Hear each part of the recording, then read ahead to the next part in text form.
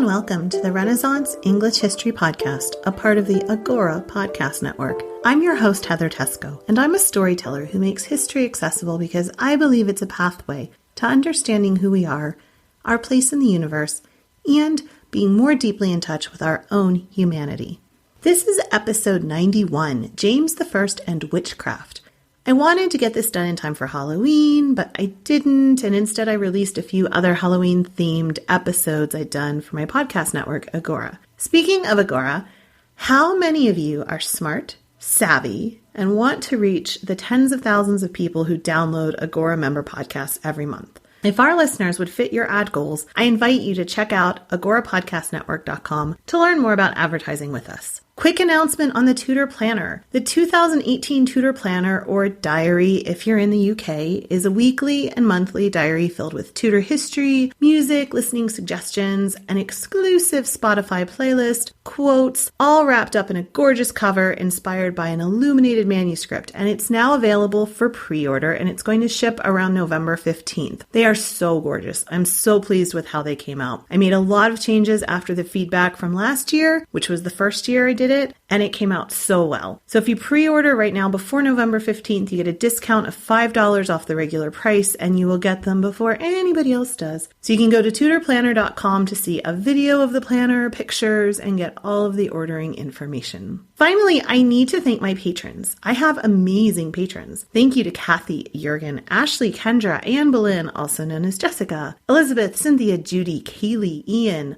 Lara, Barbara, Shar, Kiva, Amy, Allison, Joanne, Kathy, Christine, Annetta, Mary, Catherine, Candace, Rebecca from tutorsdynasty.com, Al, and Shandor. I love you guys. You're awesome. To find out how you can join this exclusive list of awesome people, head on over to englandcast.com and click on the donate and support button in the top menu. So many of us are familiar with the idea of witchcraft trials during the 16th and 17th century, both in Europe as well as America. Of course, the Salem witch trials. Europe was in a full-on panic about witchcraft in this period, and no one represents this better than James I.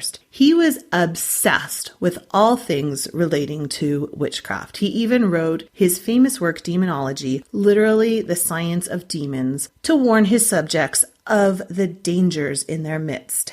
So the idea of demons and witchcraft wasn't new. People had been afraid of evil signs ever since pre-Christian times.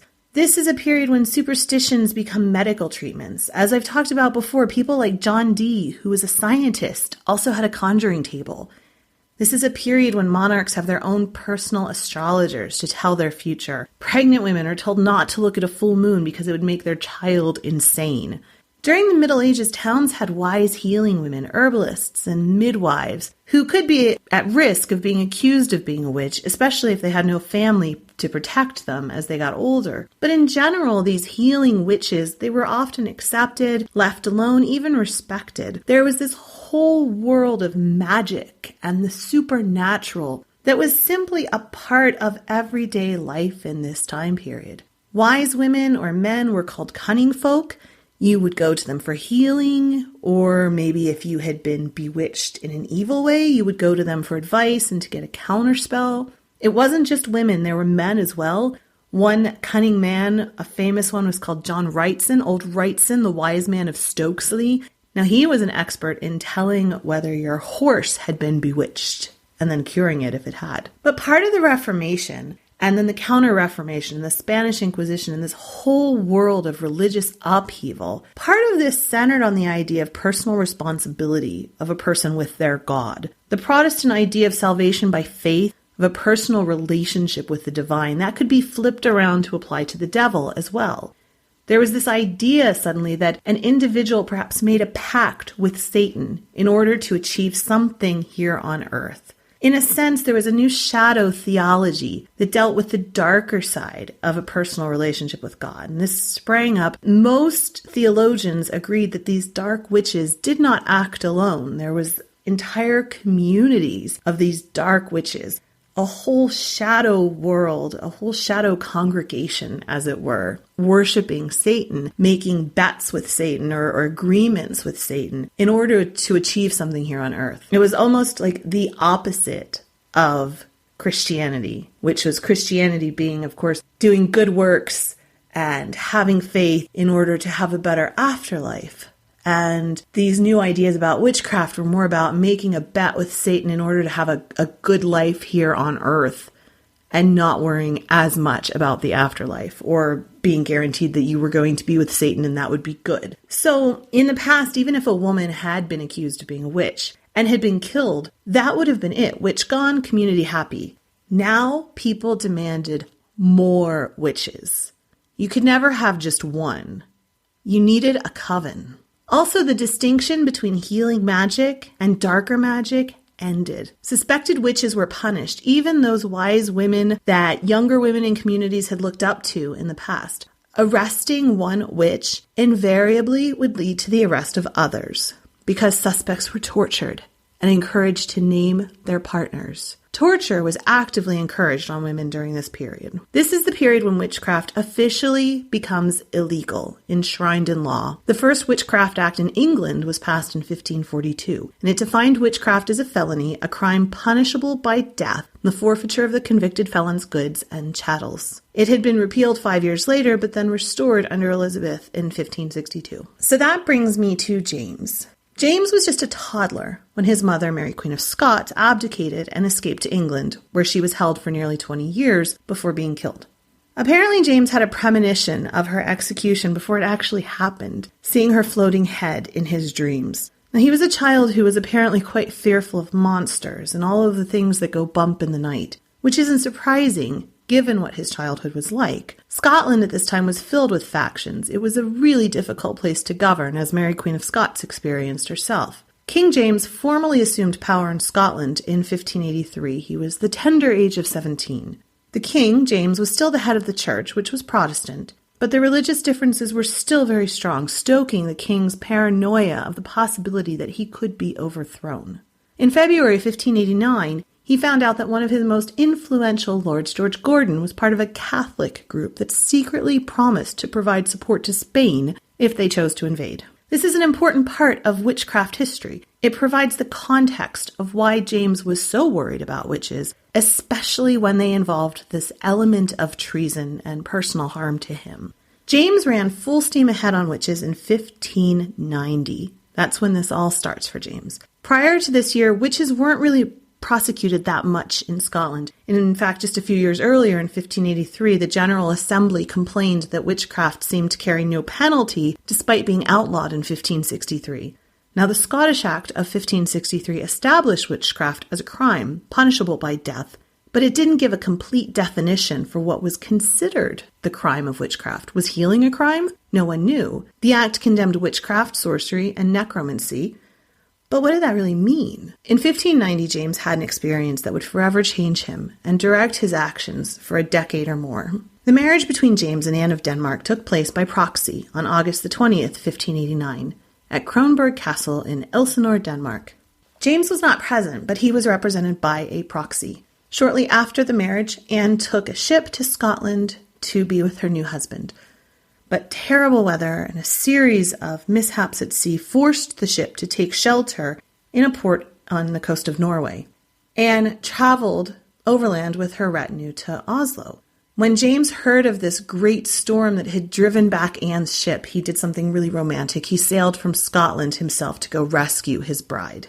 His own crossing back to Scotland was also really stormy. Now this, mixed with the trouble that Anne had encountered, and the storm must have seemed really strange to James, who was also known to be quite superstitious, of course. Then a third storm struck his ship and almost wrecked it as he was bringing his bride home to Edinburgh in the spring of 1590. It confirmed to James his conviction that the Danish royal family and nobility, who he had met with over the Christmas season when he had been in Denmark with his wife, that they had been correct. Witches were working black magic to keep Anne out of Scotland.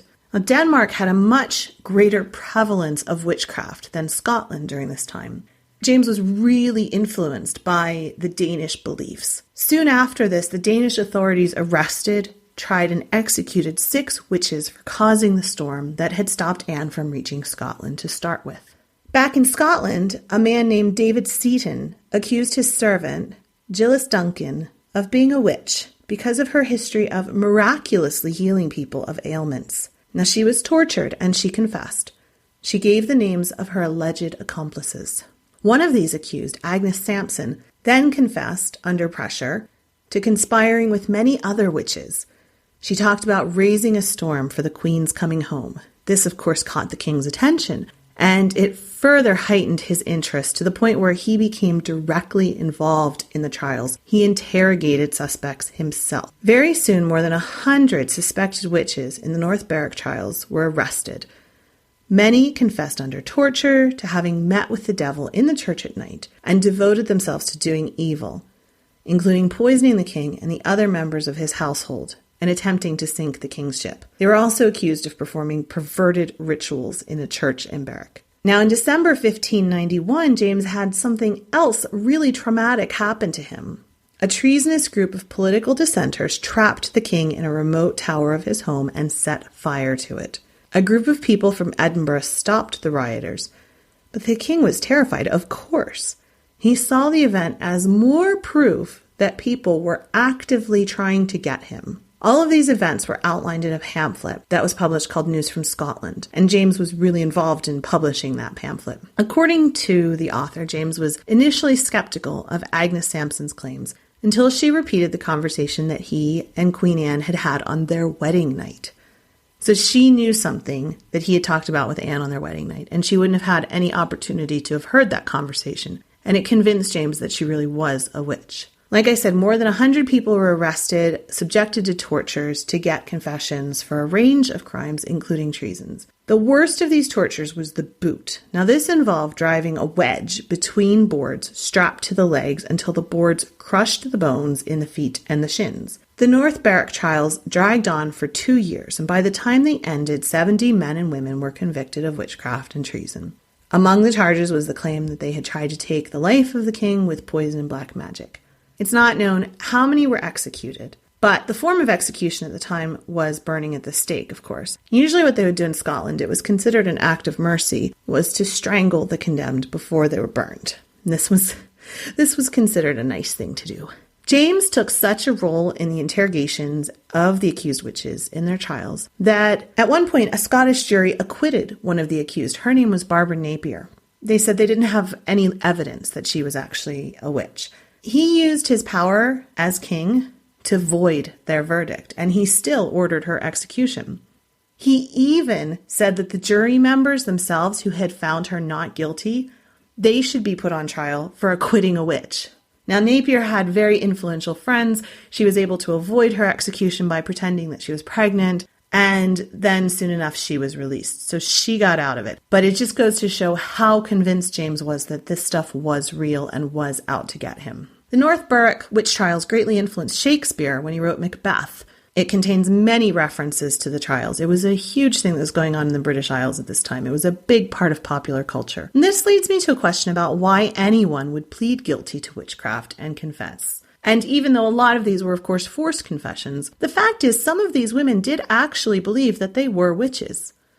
It's really likely, of course, when you're hungry, when you're oppressed, when you don't have control of your own life or of your own destiny. This idea that you could actually have had a bond with the supernatural, even the evil side, it could be really appealing. It could make you special. It could make you feel as if you had some kind of power over your life that you didn't really.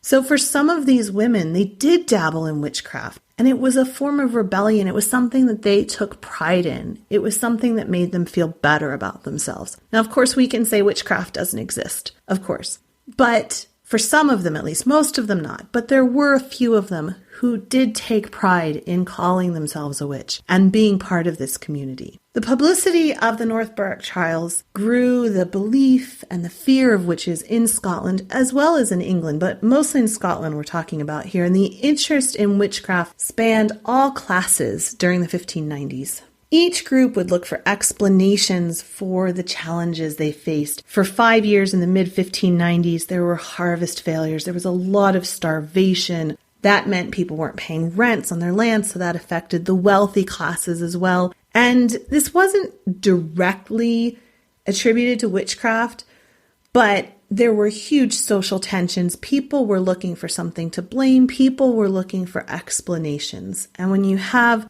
a king even who's saying, well, here's a possible explanation. People want to latch onto that. And they want to have that and make them feel as if they're solving a problem. You know how good it can feel if you've got this problem and suddenly you hit on an answer, even if it's the wrong answer? You're like, yeah, I've solved it. You didn't, but it makes you feel good for that moment. So the combination of all of this resulted in another massive witch hunt in 1597. And this witch hunt differed from the North Berwick trials. It didn't begin from one particular trial. Instead, individual trials all kind of merged together and became these conspiracy cases with questioners pressing for the names of accomplices. And much like his role in North Berwick, James became really involved after an accused witch confessed to attempting to hurt him. It's unclear exactly when James began work on his most famous book, his treatise, Demonology. He published it in 1597, following that year's massive witch hunt. It gave insight into his experiences both in the North Berwick trials and the 1597 hunt. He explained in detail the crimes of witchcraft, the crime of necromancy, discussing both witches and magicians. He writes on the relationship between necromancers and witches, emphasizing that despite some differences, both of these groups had strict and sole allegiances to the devil. I have to say it's really difficult for me to say necromancers in this context because I play Skyrim, or I did more before I became a mom. And there's all these necromancers that you have to go and kill, and they raise the dead, and I always remember saying like, oh, I hate those necromancers. So there you go. James also provided a description of the practices that witches would engage in. He talked about the importance of the devil's pact, writing that they begin to weary of the raising of their master by conjuring circles, being both so difficult and perilous, and so cometh plainly to a contract with him, wherein is specially contained forms and effects. He talked about gatherings of witches as ceremonies, almost like a congregation, this inversion of Protestant rituals. New witches would renounce their baptism, and then they would receive a devil's mark.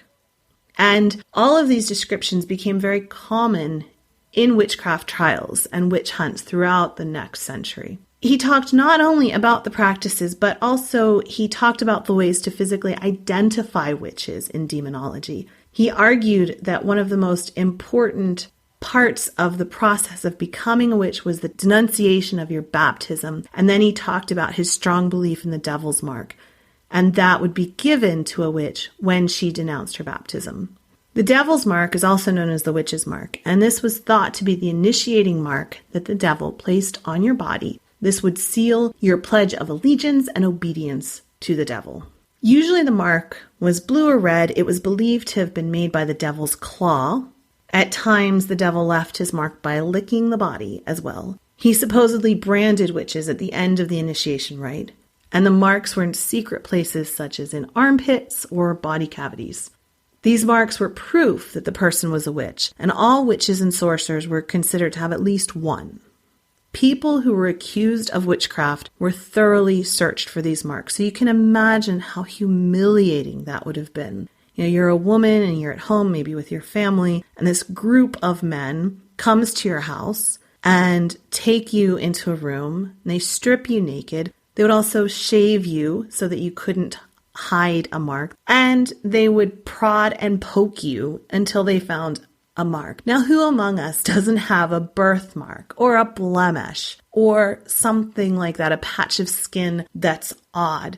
We all have things like that, especially as you get older. So experts said that, natural things were clearly distinguishable from Satan's mark, but that wasn't often adhered to.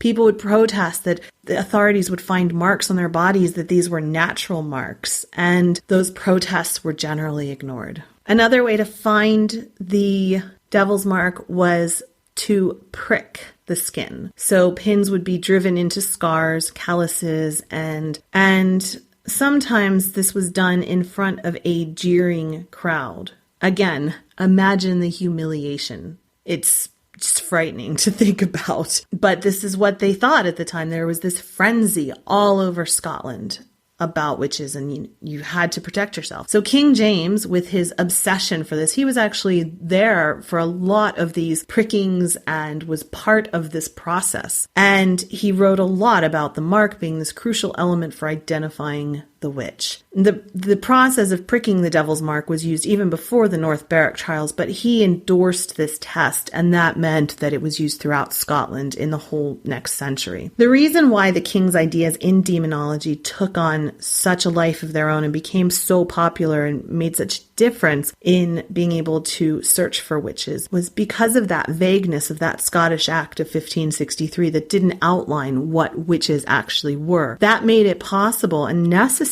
for somebody to step up and outline exactly what witchcraft was, exactly how to be able to tell who a witch was and how to tell what witchcraft was. So that ambiguity in 1563 made it possible 35 years later for James to step in and talk about it himself. One of the first things James did when he became King of England after Elizabeth's death was to have demonology republished. But he soon got busy with the work in England. He thought that England was a bit more of a civilized country, and he didn't think witchcraft was such a big issue in England, and so his interest kind of started to wane at that point. But the work that he did in the 1590s would be so important in Scotland for the next century and even into the New World. And in Massachusetts with Salem, all of this was based on the writings of demonology and this interest that James I had, this obsession that he had over witches. So there's a lot of stuff written about James. You can read Demonology. It's in the public domain now. And there's some great books and videos on the subject. I'm putting all of that in the show notes at englandcast.com. So you can check that out. And remember to check out tutorplanner.com as well to see the gorgeous 2018 diary. And also consider supporting the show on Patreon. You can get in touch with me through the listener support line at 8016-TESCO, 801-683-9756, or through Twitter at Tesco or facebook.com/EnglandCast.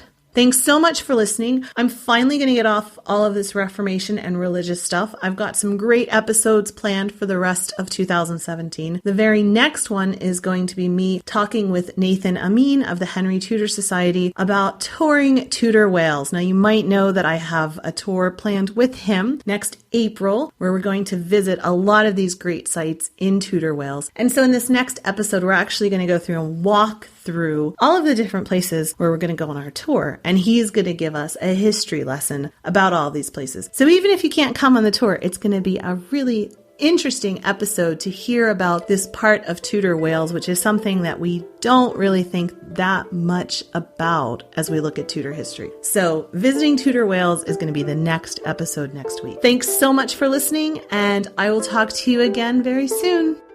Blow, northern wind, ascend who may be sweating. Blow, northern wind, blow, blow, blow. Ich hatte Bord in Bauerbrick, at Solis Semlis on sea.